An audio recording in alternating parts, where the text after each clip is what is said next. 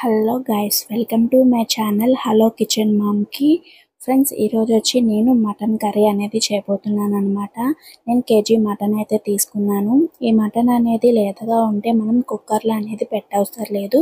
కొంచెం ఎక్కువగా ఉంటే మాత్రం మనం కుక్కర్లో యాడ్ చేసుకొని, అలాగే ఒక టేబుల్ స్పూన్ పసుపు కూడా యాడ్ చేసుకొని మొత్తం కలిపేసేసి ఒక 2-3 విజిల్స్ వచ్చేదాకా అయితే మనం పొయ్యి మీద అయితే పెట్టేసుకున్నాము. సో నేనైతే కలిపేసాను కాబట్టి ఇప్పుడు కుక్కర్కి మూత అయితే పెట్టేసేసి ముందుగా అయితే స్టవ్ అయితే వెలిగించుకుందాము. ఫ్రెండ్స్, మీలో ఎంతమందికి చికెన్ కంటే మటన్ ఇష్టమో కామెంట్ చేయండి. ఒకసారి నా స్టైల్లో ఈ మటన్ కర్రీ అనేది ట్రై చేయండి, చాలా బాగుంటుంది. ఫస్ట్గా ఆయిల్లో సన్నగా వేపుకున్న ఉల్లిపాయలు, అలాగే పల్లీలు, అలాగే జీడిపప్పు, కొబ్బరి ముక్కలు ఇవన్నీ అయితే మనం మిక్సీ పట్టేసుకోవాలి. ఇదే మన కూరకి చాలా స్పెషల్ టేస్ట్ అనేది ఇస్తుంది కాబట్టి ఎక్కడ స్కిప్ చేయకండి వీడియోని అయితే. అలాగే కొన్ని జీడిపప్పులు అనేది కూడా యాడ్ చేసుకోండి, టేస్ట్ అనేది ఇంకా చాలా బాగుంటుందన్నమాట.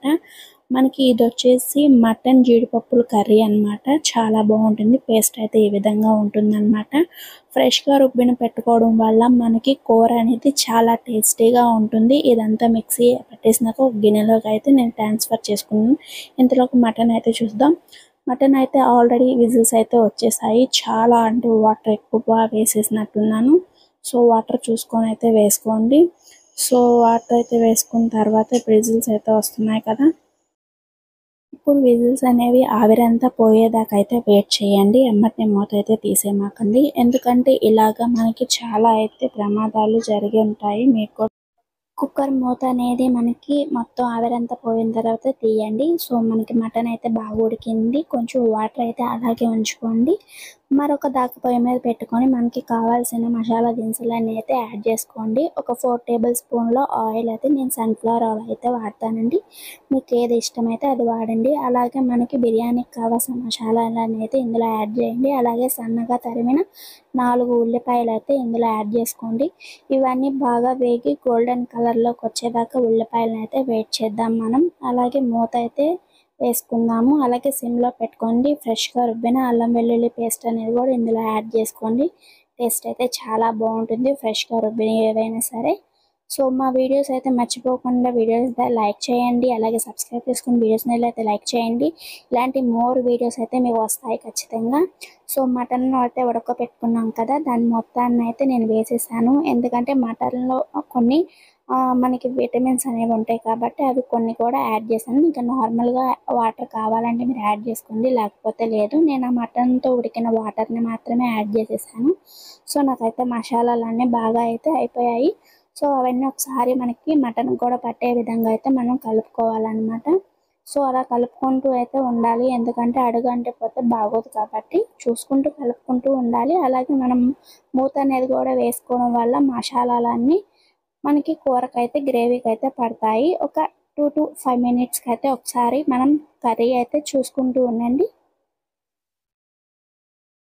ఇలా కలుపుకోవడం వల్ల మంచి టేస్ట్ అనేది ఉంటుంది. మనకి కూర ఎంతవరకు వచ్చిందో అలాగే పెరుగు కూడా యాడ్ చేసుకోండి.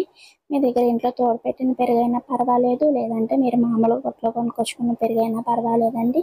కర్రీ అనేది చాలా టేస్టీగా అయితే ఉంటుంది. అలాగే మనం ఇది బిర్యానీ, పులావ్స్, రైసు, మనం ఇలా పొరాటో ఇంకా చపాతీ దేంట్లోకైనా కాంబినేషన్ చాలా అంటే చాలా బాగుంటుంది. కాబట్టి అన్ని కాంబినేషన్స్కి ఉండే విధంగా నేనైతే కర్రీ చేస్తున్నాను.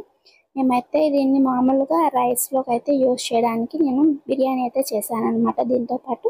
సో అది కూడా కొంచెం పసుపు సరిపోతే ఇంకొంచెం యాడ్ చేసుకోండి.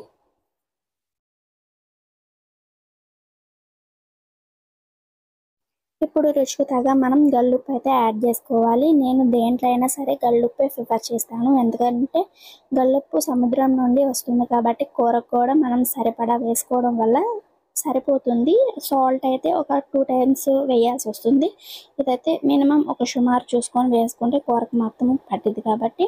సో ఇలా చూసుకున్న తర్వాత మనం ముందుగా ప్రిపేర్ చేసుకున్న పేస్ట్ అయితే ఇందులో యాడ్ చేసుకోవాలండి. యాడ్ చేసుకొని మొత్తం అయితే ఇందులో యాడ్ చేసుకొని మనం ముక్కలకి అయితే పట్టించే విధంగా ఉండాలి, ఎందుకంటే ముక్కలకి మసాలా అనేది పట్టడం వల్ల బాగా టేస్ట్ అయితే వస్తుంది అనమాట.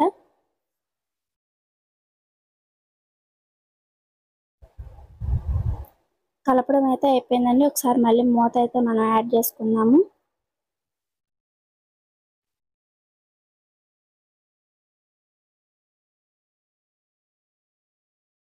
ఇప్పుడు నేనైతే ఆచి చికెన్ మసాలా కారప్పొడి అయితే వాడానండి. ఇక్కడ మీరు కూడా వేసుకోండి. గరం మసాలా అలాగే మనకి బిర్యానీ పౌడర్, చిల్లీ పౌడర్ అన్నీ అయితే మీకు మసాలాలు మీకు ఎంత ఘాటైతే భరిస్తారో అంటే స్పైసీగా కావాలనుకుంటారో మీకు కావాల్సిన ఇంగ్రీడియంట్స్ అన్నీ అయితే వేసుకోండి. ఇందులో నేనైతే మసాలా అంటే మామూలుగా బిర్యానీకి కావాల్సిన మనం మసాలాలు ఎలా యూజ్ చేస్తామో ఫస్ట్ అయితే అది యాడ్ చేశాను. అలాగే కారము, అలాగే మటన్ మసాలా, అలాగే గరం మసాలా ఇవైతే యాడ్ చేశాను. అల్లం వెల్లుల్లి పేస్ట్ అయితే యాడ్ చేశాము.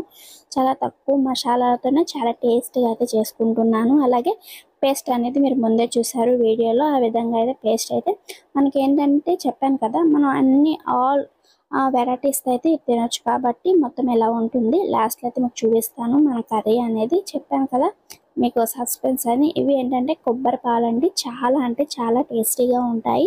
ఇంకా నేను ఎలాంటి వాటర్ అయితే యూజ్ చేయలేదు. మనకి ఫస్ట్ మటన్లో ఉడికించుకున్న వాటరు, అలాగే ఇప్పుడు మనం ఫస్ట్ కొబ్బరి ముక్కలు అయితే యాడ్ చేసాము. కొన్ని కొబ్బరి ముక్కలు అవి పేస్ట్గా యాడ్ చేసాము. తర్వాత కొన్ని కొబ్బరి ముక్కలు మాత్రం పాలు అనేది తీసి అందులో అయితే యాడ్ చేసుకున్నాను.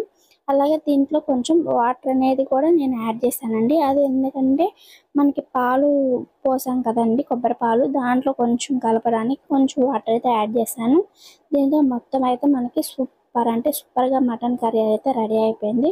ఒకసారి మీరు కూడా లోపలికి అయితే లుక్ వేసేసేయండి. చూడండి కొత్త కొత్తలాడే మటన్ కర్రీ అన్ని కాంబినేషన్స్కి నోరైతే ఊరిచ్చేస్తుందండి. మసాలా చెప్పాను కదా, అది ధనియా పౌడర్ అనేది లాస్ట్లో యాడ్ చేశాను కొంచెం చిక్కగా ఉండేదాన్ని.